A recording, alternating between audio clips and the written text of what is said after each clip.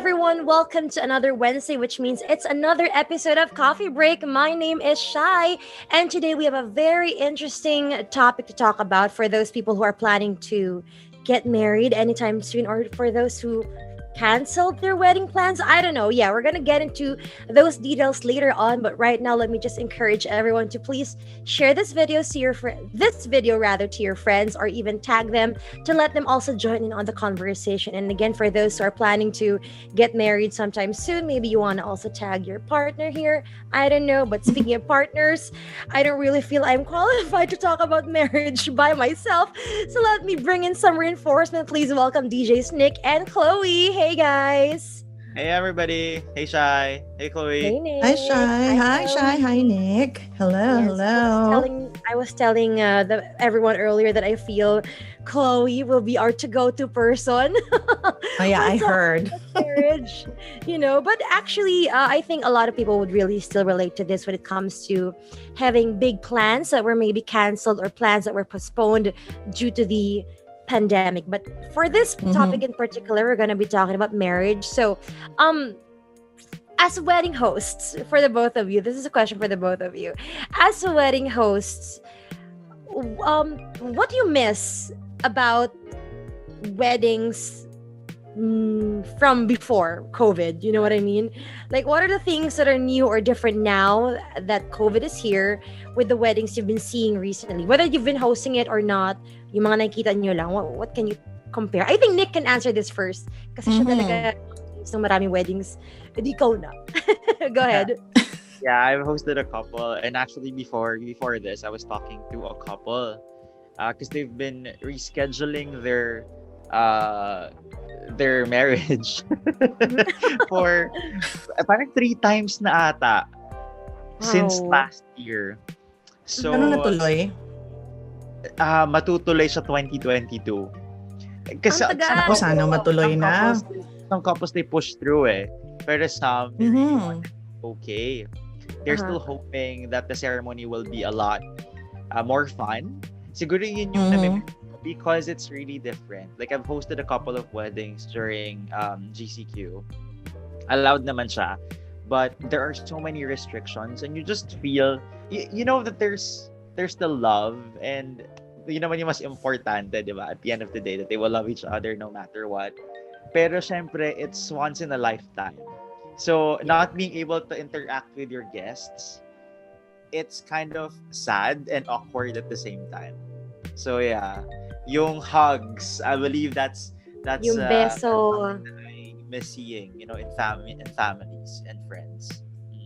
Okay. How about you, Chloe? Do you notice some things that are quite different from the weddings now and before?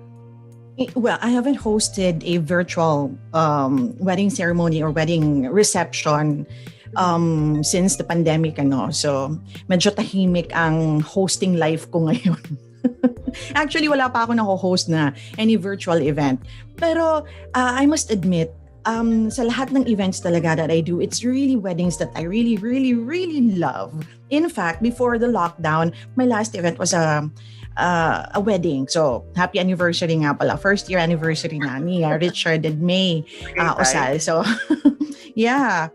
Yeah. No, it's not in Tagaytay. They were supposed to get married in Tagaytay, kaya lang nagkaroon ng, the Taal eruption. So, good thing, even last minute, nakakuha sila ng venue dito sa Manila. So, it was a very memorable one. Kasi yung mga, alam mo yun, may Taal, tapos may COVID na and all. Pero they still pushed through, and some of the guests even took the time na mag-fly in pa sa Manila because some were really coming from abroad. But anyway, ang nakikita ko lang based on what I see sa mga posts ni Nick, sa mga virtual hostings niya ng wedding, feeling ko lang kung ako, mahihirapan ako.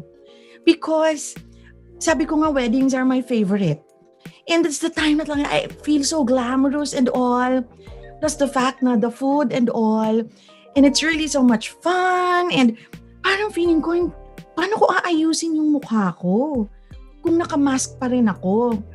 And ngayon lang nga, you go to a mall, you buy something, hirap na hirap kayo magkaintindihan because of the masks and the face shield.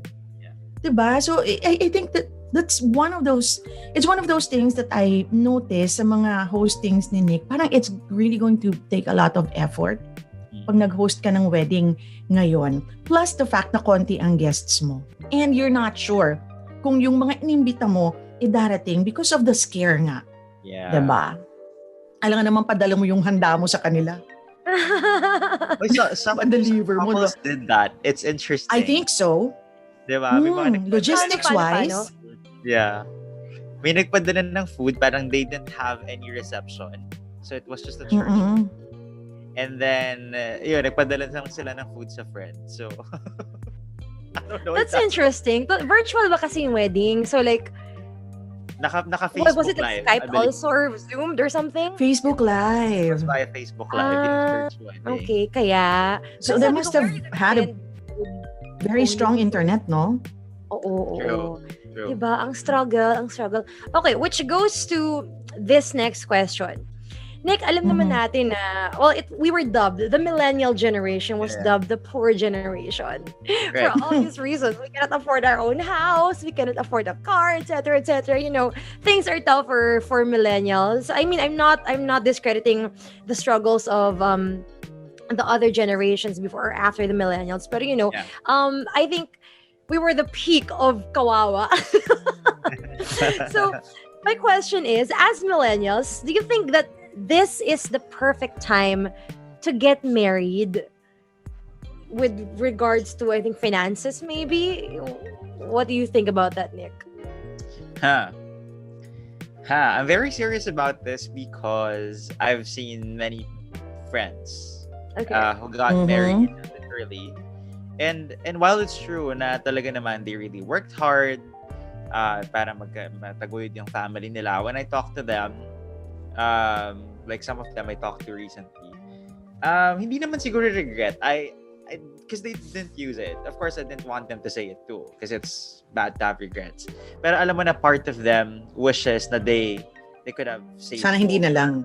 Yeah, or they could have, hindi naman sa hindi na lang, pero they could have prepared more for it. I think they really struggled.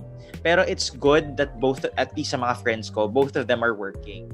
So both parents are working. So ang struggle lang nila yung sa pag-rear ng child. Kasi nga, it's usually the parents who are taking good care of the kids.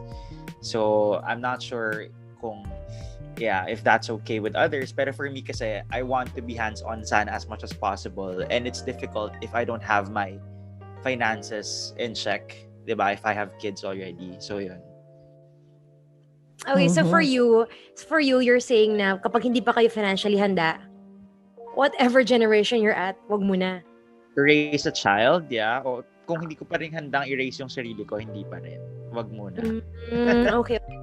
You know why I'm asking this question? Kasi a lot of well, I guess now the people who are getting married now are mostly millennials kasi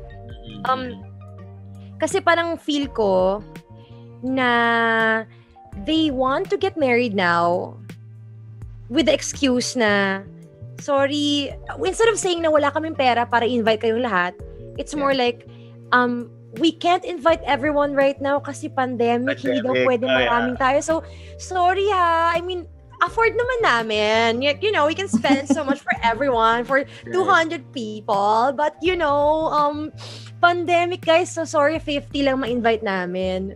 Parang ganun ata yung, that's why I'm asking that question. Kasi, that's what came to mind to me. Like, sabi ko, kung sakali may jowa ako ngayon, I think it's gonna be the perfect time to get mo na. Ito. Oo, because for a person like me, this doesn't apply for everyone na. Kasi for a person like me, I am here for the celebration of the wedding, but mostly really just to get married, not really the party. Whilst others, like sinabi mo nga kanina, Nick, na yung mga hinostan mo, they want to enjoy the party, right? Ganon. So for a millennial like me, I'm here to, sige na, let's just get married in a quiet ceremony. Kasi ayoko naman talaga ng maraming tao. Plus, hindi ko rin naman talaga afford yung maraming tao. Ganon. Do you think that's wise suggestion for people right now? Ako? If you're gonna ask me? Yeah. You know what's happening right now is this should be an eye-opener especially to Oh, okay. millennials like you, na Okay. it's really, really important to prepare for the marriage and not for the wedding. Because the wedding and the marriage it's two different thing, I okay? love Yeah. that. Magkaiba yon. Yes. Some people, they get into something like that, so very prepared for the wedding. And then after a few months, do na Mhm. reality checks, Aha. iba pala yung marriage, and that's something na dapat ka mag-prepare. And what's happening right now is, alam mo yon, if you really have the money to splurge on a really huge wedding, go for it. But after that, tapos titingnan nyo na lang yung mga regalo nyo, wala namang kayong maipapasok sa ref, dahil wala na kayong pera, might as well just, go for an intimate one and just save up. Kasi yun na nga we don't know what's gonna happen next. And what's happening right now, this is a very huge lesson for everyone na sayang yung pera. Kasi alam mo yon, well, gusto ko pa rin na may mga magpakasal, of course. Kasi gusto ko mag-host ng mga weddings. Tama. Natin yun, di ba? Pero yun, kung practicality-wise, mas maganda yung you can still have a very beautiful and intimate wedding na something that you will really, really look back on, na hindi ka naman gumastos ng bonggang-bongga. Sa akin nga, mas gusto ko na lang na magandang diamond ring, na engagement ring. At least yun makikita ko palagi. Kesa yung mag-splurge ka talaga ng... But if you have the budget for it, hindi nyo naman mararamdaman, okay lang yun. Because those are memories Tama. Eventually in the future, if something happens na, because it's not going to be a bed of roses all the time, babalikan nyo yung mga wedding pictures and all. And, remember how you started. Yeah. So, Diba? tama. And you will... Yeah, guys, Go ahead, if you Shai. can afford naman both, if you could afford to have a wonderful wedding and afford the memories and all that, and also afford to have marriage after that, just worthin nyo. Kaya nyo pala. Kami hindi namin kaya.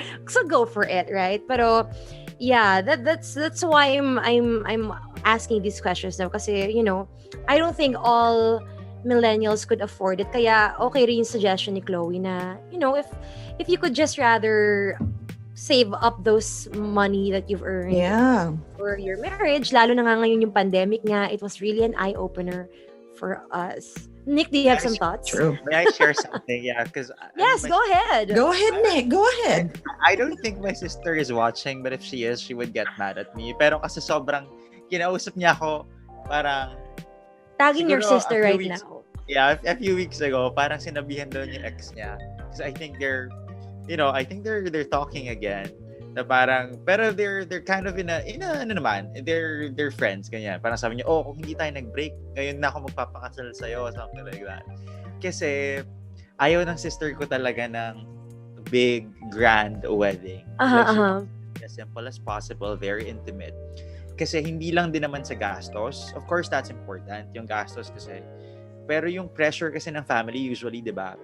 Kung hindi pandemic, kunyari gusto mo lang i-invite yung special people in your lives, and that's what my sister wants. Pero kunyari si mommy gusto niya i-invite si kapatid ng tito ni ganyan. And it gets bigger and bigger, and it's very At grabe na yung gastos. Totoo. Magkano yung per plate. And also the memories that you have with these people na hindi naman siguro significant sa buhay niyong mag-asawa. True. Hindi siya magko-contribute ng maayos. Makakatulong sa inyo. Alam mo, Nick, sana sinabi mo na lang, alam mo, may friend ako. Kinakabahan ako para sa'yo. I'm so Baka sorry. sabihin ng sister mo, ba't mo ko pinag-usapan sa coffee break? I love her, and love her just the same. I know she's very vocal about it. Pero your sister is quite different ha. Kasi I've noticed that a lot of women, medyo same kami ng sister mo. Kasi pareho kami different, char. Medyo same kami ng sister mo sa part na we'd rather have an intimate wedding. Kasi I have so many guy friends who is stressing out with their girlfriends with the list of their wedding invite. Yeah. Majority ng guy friends ko talaga are like, yung girl, ako nga, intimate wedding sa akin, 20 lang. Sa kanya, nung sinabi niya sa akin gusto niya ng intimate wedding, 150 daw. Yeah. So, I think as early as now, guys, if you're not yet getting married or, during the start of your relationship, I think it's a good idea to define what intimate wedding is for the both of you. Correct. Kasi it's gonna be so difficult when you get into Tsaka alam mo yun, Yeah, what's up? going back to, as wedding hosts nga, whenever I get to meet the couple na magpapakasal, syempre prior may meeting pa yan, diba? Lagi ko tinatanong, ilang packs tayo? Kasi pagka mga 200, 300, I've hosted 500. Ballroom talaga. Oh my Ballroom God. talaga sa isang 5-star hotel dyan sa EDSA. Yung pagdating mo parang, pwede po bang umuwi na lang ako, magpalit na kayo ng host, yung mai-intimidate ka rin. So para sa akin, mas gusto ko rin yung mga intimate na weddings talaga. Kasi mas memorable and I get to interact with everyone. Kasi pag sobrang dami, That's right. alam mo, nagiging disastrous lang naman ng wedding pagka masyadong maraming gustong mangyari ng couple, lalo na ng bride. You agree? Di ba? Yung maraming gustong mangyari, maraming kakanta, merong magtutula, merong things like that, True. diba? Or magsasalita. Dyan, it's only a few people who are actually very participative. Yes, oo. And then the rest are really just fillers, or I don't know. Kakain. That's our experience as wedding hosts. Ha? Yeah. I don't know Yeah. with your wedding nung time na, I don't know. Sorry, just putting that out there. Yeah. And baka sabihin nila, hindi kasi baka hindi nyo naman ma-carry yung crowd. Kaya sinasabi nila, excuse me, we do our best to really, come up with a good. Kasi ang weddings ngayon, it's a show na eh. To really come up with a good show. Kaya lang talagang pag sobrang marami yung crowd, tapos syempre meron din tayong coordinators, tapos hindi masyadong nako-coordinate lahat, medyo mahirap din talagang i-handle. Lalo na pagka yung sound system mo pa medyo mahina. Yung boses, bato mo ng boses mo hanggang dun sa dulo, di ba? So kung ako lang din naman, I'd rather go for intimate weddings lang talaga. Yeah. Totoo. Well, here's a comment. I think this is about, sorry, Nika. Here's a comment. I think this one is about yung what we talked about earlier na you have to manage your finances when you want to get married. Sabi dito, one of my friends encouraged me to get married at a young age and don't wait hanggang maging sobrang financially stable. Sabi niya, kapag once na naging pamilyado ka na, mas matututo kang maging madiskarte sa life. Matataguyod niyo yung family as long as nahanap mo yung right partner. That's the love will keep us alive kind of thinking. Yeah. Which it works for some people, and tama nga naman if you really find the right partner, it's gonna work out naman talaga, diba? Not something I'd encourage though. Kasi to be honest, nothing really prepares you eh. Nothing really prepares you sa marriage, sa pagpalaki ng anak, sa pagiging parent. Being a parent is always, it's always a work in progress, a day-to-day learning na hindi porke magulang ka dapat laging alam mo lahat and batas ang sasabihin mo. You also learn from your kids. You must admit na iba yung generation ko noon. So I should learn also kasi iba naman na ngayon.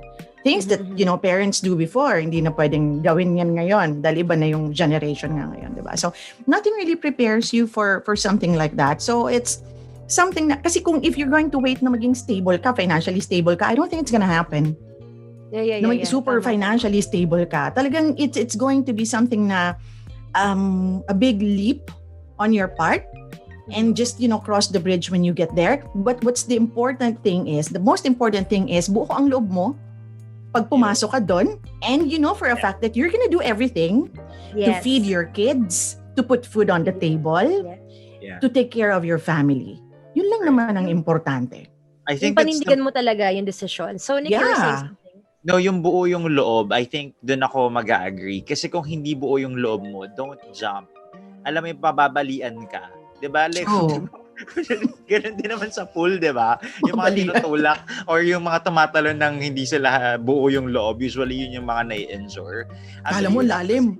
Ang babaw pala, no? Ang babaw pala. So, those things, pag kasi gusto mo talaga siya, kasi may mga friends akong ganun gusto ko talaga magkaanak kahit wala pa akong pera.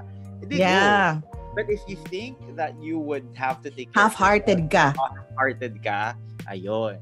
Pag-isipan mo yan.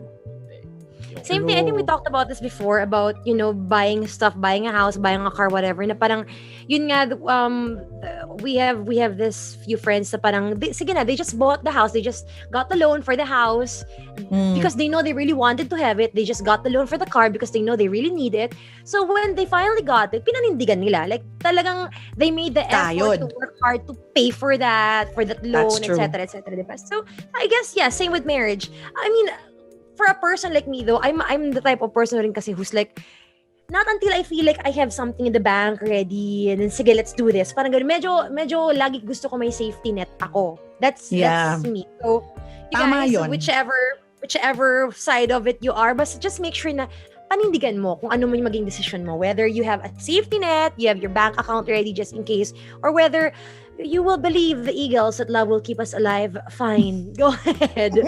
So, let's answer a question here. DJs, what are the pros and cons of getting married during a pandemic?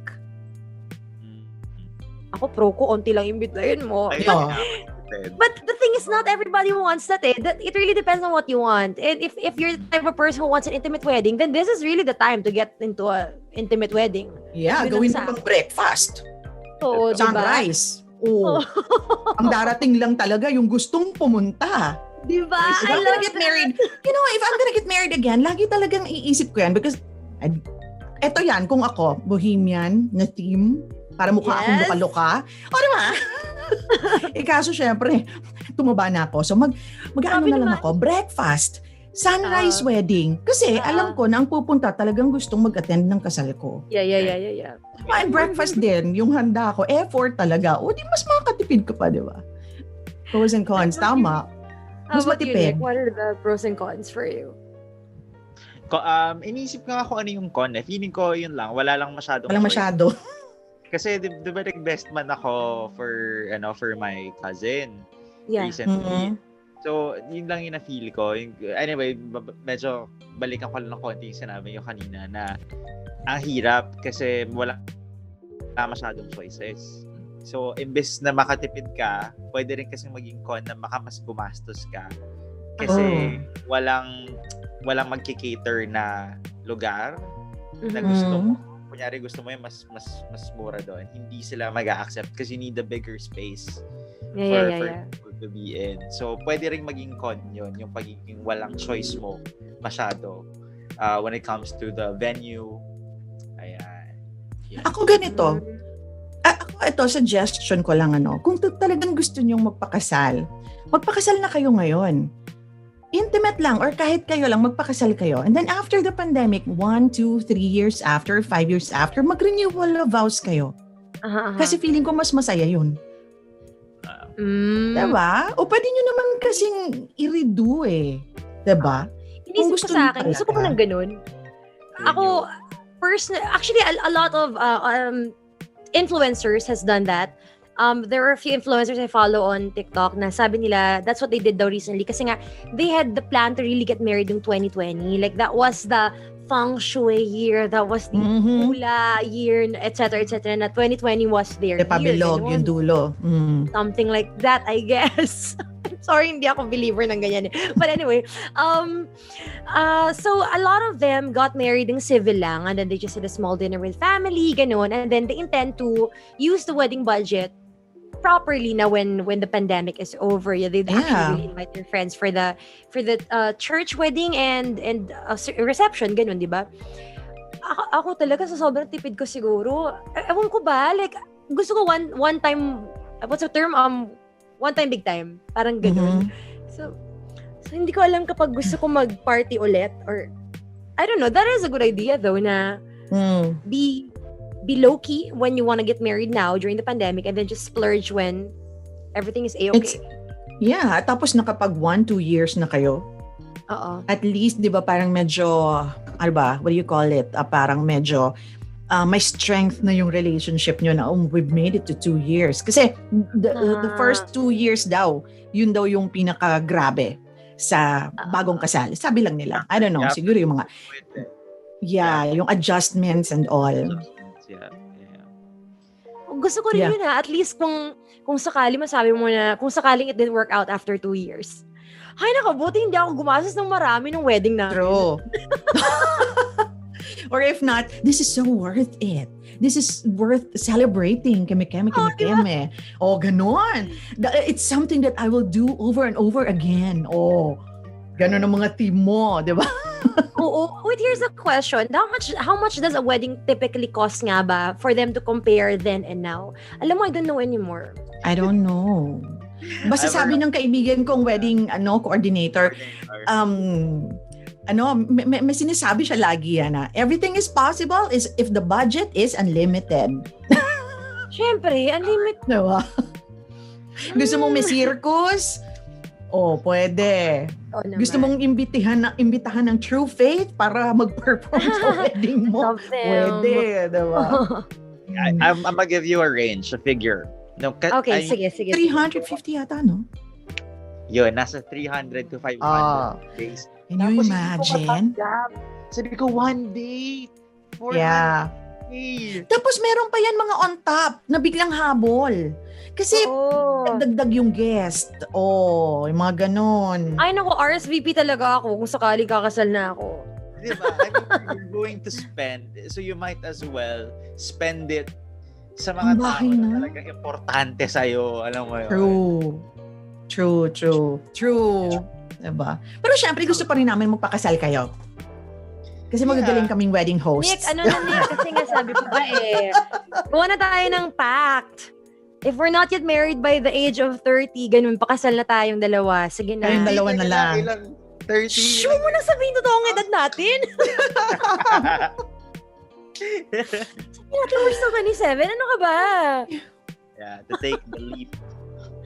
Kainis. Okay. So, yeah, I think those are things a lot of millennials or a lot of people who are, in a relationship right now are thinking about whether they should just get it over with and now get married now kahit pandemic, kahit it ruins so much plans. Yung nga sabi ni Nick or sabi ni Chloe nga na ever since Taal, ang daming weddings na postpone, di ba? Hanggang hindi pa rin natuloy. So, it's something to ponder upon, especially when you're at that time of your relationship na you want to get married na. How about ito, Nick? I have a question for you. Do you think that there's a pressure among couples to get married,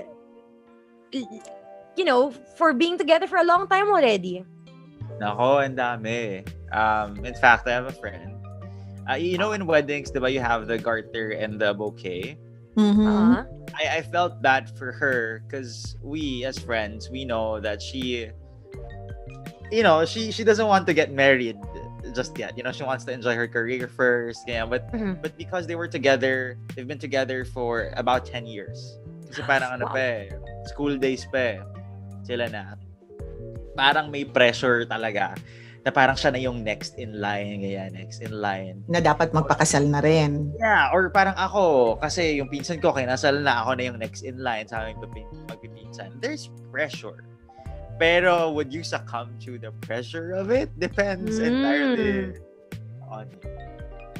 Like, there's definitely pressure. Sa ceremony pa lang meron Here's a question, if you don't mind. Yung sa cousin mo ba, did they really plan to get married nung December 2020? They did.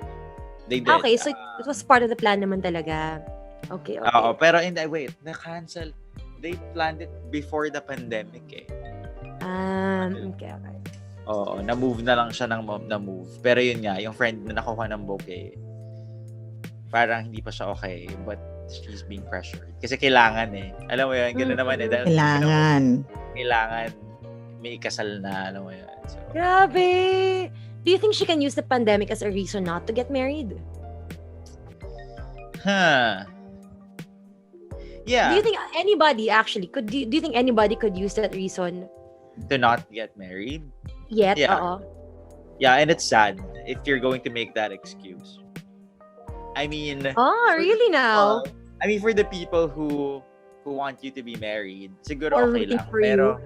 Pero if your partner, for example, proposes, and then you're going to make that excuse, that's a different story for me. I feel like it's sad. May underlying chismis, ganon. May problema. May problema. Yeah. Okay, how about this? Alam ko we're talking about marriage already, but how about we turn back the notch just one bit with engagements? Kasi napansin ko, there are so many people getting engaged last year, this year even, ganun. So, ewan ko if it's just me and my friends at nabibetter lang ako at napapansin ko talaga, or is it really like something going on that during the pandemic, people are pressured to get engaged? I don't know. What do you think about it, or am I just overthinking? May thoughts ba kayo dyan? Feeling ko lang baka they just feel like this is the best time for them to get engaged, Okay. A lot of people will be seeing their engagement online because everybody's just like tutok online. So, I don't know. Baka feeling ko ganun lang. Sabagay. Diba? Pero ako may tanong ako dyan. Sa iyo, Okay, Shai. sige. Pagka yung mga kabatch mo na ganyan, posting, rings, mga nakaganon, may kurot ba yun? Na parang, oh my God. May ganun ba? Bakit ba? No, actually, it's not really bitter. More like, it's actually not bitter talaga. Seryoso to, guys. The whole bitter thing is... I can understand. But it's like, it's when more is of it coming to me? Parang ganon. less of that and more of, oh my gosh, everybody is moving forward with their lives. Ano nangyayari sa akin? More of ganun. Na parang masyado ba sila mabilis or masyado mabagal? Parang that's the kind of questions I have. Not really of course I'm happy for them, especially for those who already have a family talaga. I have a friend who already has her third kid. Third, oh my fourth. Goodness. Third, I think third. Na, ito nga, she just posted a family photo of them noong December, yung Merry Christmas. Sabi ko, tatlo na pala anak niya. Napagano'n ako. So, isip ko, is she going too fast or am I going too slow? Or what are these feelings I'm processing right now? Pero I think it's mostly I'm questioning myself more than I'm questioning my pace rather more than may kurot siya. Parang gano'n. Ikaw ba, Nick? Kanya-kanyang timeline naman yan eh. Tinanong kita, Shai, about that. Ito tatanong ko kay Nick. Do you feel pressured with the size of the rock?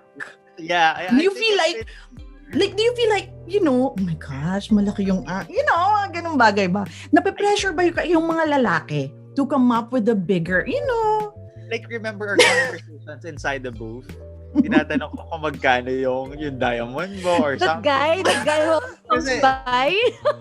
Ito kasi naiintindihan ko naman, like, syempre, yung financial part Siguro si Nick na nababaliw sa akin. Oh my God, ba't siya nagbabayad ng ganun kamahal sa ganun? Di ba?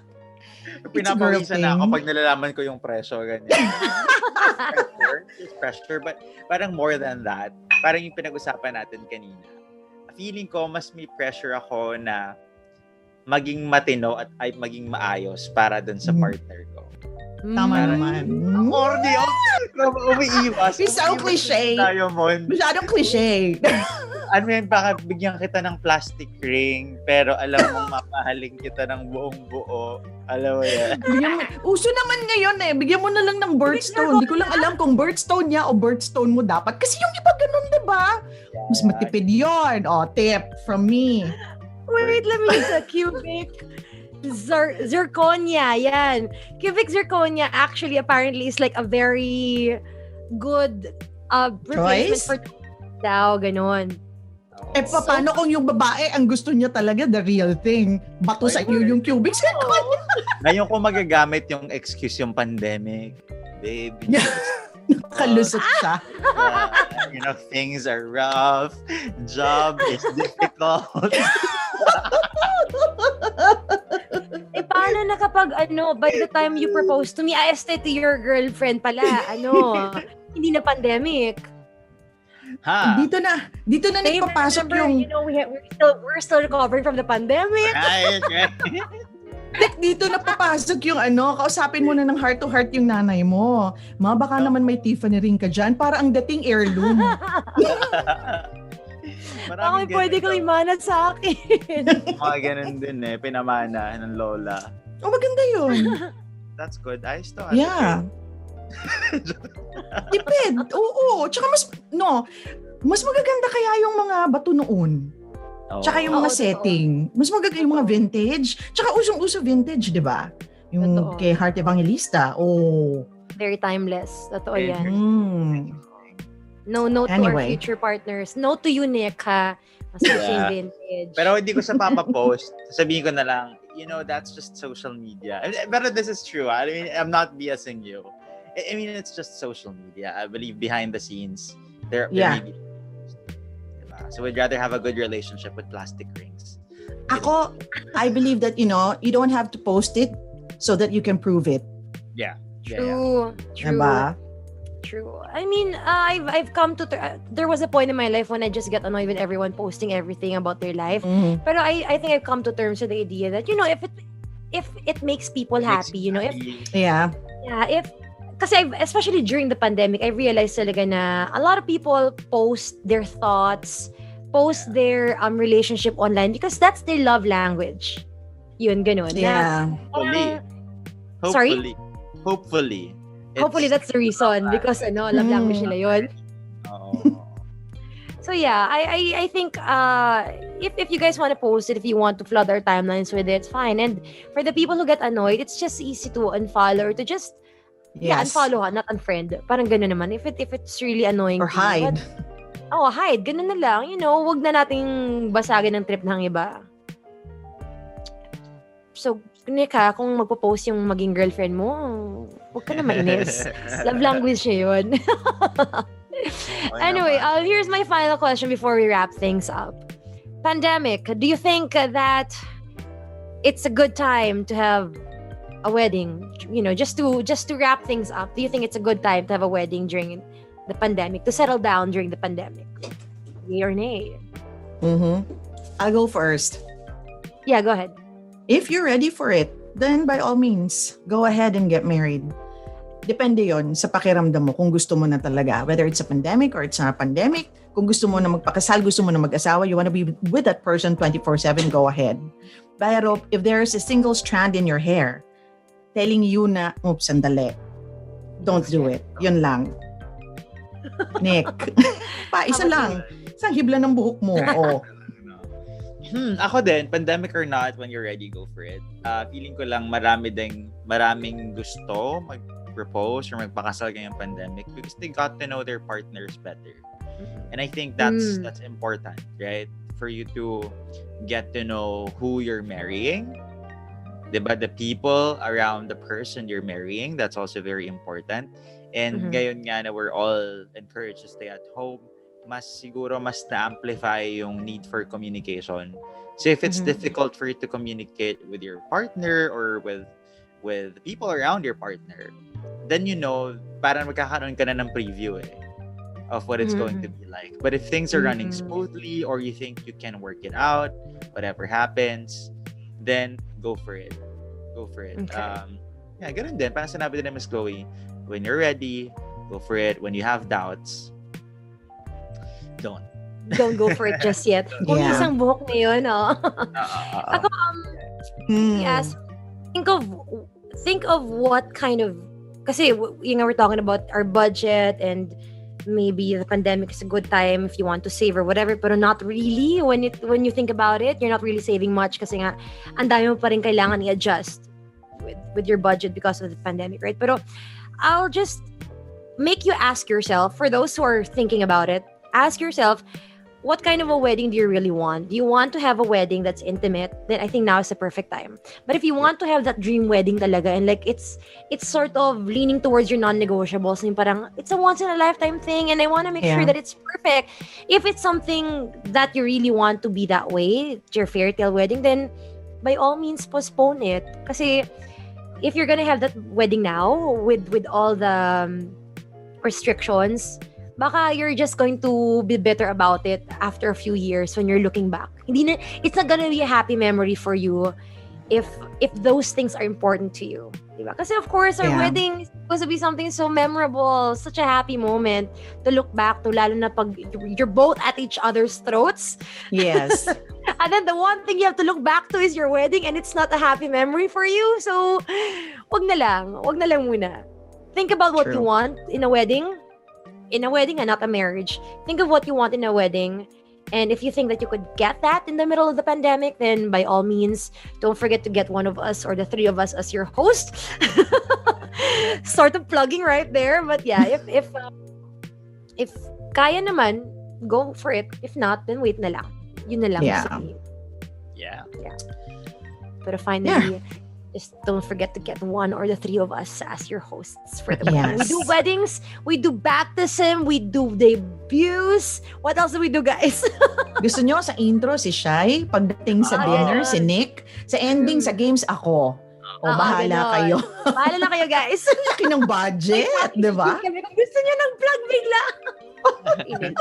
Ang laki ng budget na ikakasal. Kainis. Yeah. So Atin na lang yung 300 bucks. Sorry, what's that? Hindi, sa atin yung 300. Yung budget nila na 300k sa atin. Sa atin na lahat. Kaya na natin dyan. How we wish ganun talaga yung TF ng mga hosts. No? Yeah. Ay, naku. But anyway, I think that's... Ako masabi ko lang kailangan talaga kailangan magaling talaga yung hosts. Hosts sa wedding. Kasi imagine you planned for your wonderful wedding for 1 year only to be ruined by one person in front. True. Diba? Ay, let me just give a tip for people who are gonna have their weddings, for the host ha. Kasi dalawa lang yan. Either you get someone who's actually part of the circle of friends, who knows your family, knows your friends, or you get someone who can fake it. Right. Yes. Just like kami mga DJs. Marunong professional. kami magplastikan and pretend like we know everyone eh. We can be so chummy with everyone. Exactly. Kasi I've been through weddings. I've attended so many weddings na okay, so we Gusto have mong the bride palitan yung host. Ay, grabe talaga. It's not fun. I'm so sorry, but it's not fun. And yes, Diba, plinano mo. The microphone. Plinano mo lahat. From your wedding gown to the sa pagkain and all and everything, pati damit and all. Music and pagdating ng host. Oh my goodness. Oh, 'di ba? Yung dugo ng wedding of Nick and yung dugo Shai. ng yung dugo ng event talaga. Whatever it is, nasa host talaga yan. And of course, the whole production naman, 'di ba? Correct. Good. This is a good topic to talk about, wedding preparation. Loving memory of the couple. Pak, AVP. Sabi ng host. Loving memory. Oh my goodness. Pak, yung AVP ng prenup. Oh my God. Oh God. Guys, we're not saying we're perfect, okay? But you know, we could really give you your money's worth. Yun na lang sasabihin. Yes. Yun lang. True. True. Oh my goodness. Oh my gosh, okay. So just like the hosts what we've seen in some weddings, I think that's all that we have for now. Thank you very much, everyone, for watching our coffee break. Thank you so much, Chloe and Nick, for this wonderful conversation. And of course, before we go, let's invite everyone to listen to our programs. Chloe, would you, if you don't mind? Yes, make sure that you are already tuned in the morning. Wake up with Samantha at 6 o'clock. And she's on until 10 a.m. 10 a.m. It's followed by me, of course. Yours truly, Chloe, for Daily Dose. And Chloe asks on Facebook. After me, it's Nick. Yes, Great. Nick? For your merienda and whatever it is you're doing in the afternoon, I'm with you from 2 p.m. until 6. Of course, I'm going to be asking you the poll of the day, which is what we call Nick Picks. And after me is Shai. That's right. I give you the music of light all night, Mondays through Fridays at 6 p.m. And don't forget, for updates about all of our pakulo here on Facebook or anywhere else, please do check updates again on our Facebook page. That's Easy Rock Manila. But we also do have our social media accounts. We've got, aside from Facebook, we have Twitter, Instagram, TikTok, and YouTube. They're all the same. It's at Easy Rock Manila. So don't forget to also check us out there. Okay? All right. Yeah, that's all the time we have for this coffee break. Thank you so much again, Chloe and Nick. And we'll see you again next time on the next episode of Coffee Break. Bye, everyone. Bye. Bye.